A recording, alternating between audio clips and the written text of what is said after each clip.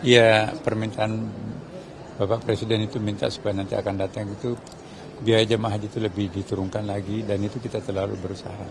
Karena banyak faktor yang membuat kita itu mahal. Pertama, lamanya kita berada di Saudi Arabia. Satu hari itu bisa menghabiskan dana berapa, itu bisa sampai 50 miliaran. Jadi kalau kita bisa menghemat 5 hari, 5 kali 4, 20 ya. Berapa itu? 4 kali 5, 200 miliar ya kan. Nah itu belum lagi yang lain. Jadi saya kira teknologi itu juga akan mempermurah.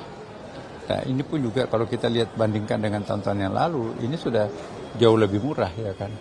Setiap jemaah haji itu berkurang sekitar 4 juta rupiah. Nah 4 juta ini kan lumayan itu ya. Di samping itu juga dalam kondisi pajak di Saudi Arabia meningkat, dan dalam kondisi nilai jual atau apalagi dolar kita sekarang ini kan kuat ya, tapi tetap jamaah itu diperhitungkan seperti apa adanya ya. Dan dengan demikian kalau kita mau berekspektasi, mau berpikiran logik, maka seharusnya jamaah haji tahun ini bayar mahal. Apalagi kan bantuan BPKH itu berkurang ya kan. Kenapa kok bisa bayarnya lebih murah? Itu karena kita melakukan penghematan di berbagai tempat. Ya, saya kira gitu. Ke depan celahnya apa yang komponen yang dikurangi lagi supaya bisa turun lagi? Nah, komponen komponen antara lain ya penghematan, misalnya tawar-menawar hotel, tawar-menawar bus, tawar-menawar ya termasuk pesawat juga kita bisa negosiasi. Untuk masa tinggal bisa dikurangi? Ya, iya tergantung bandaranya. Iya.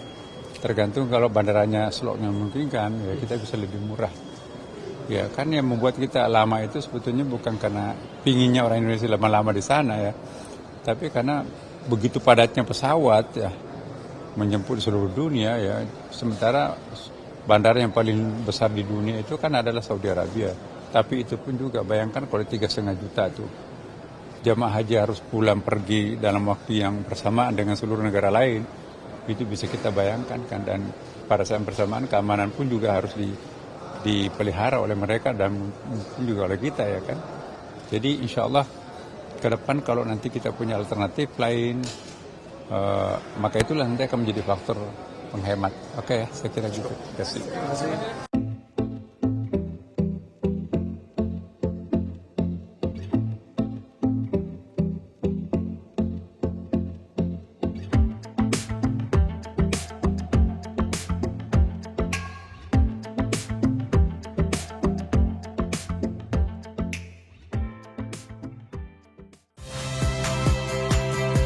Saya Magister Tarigan.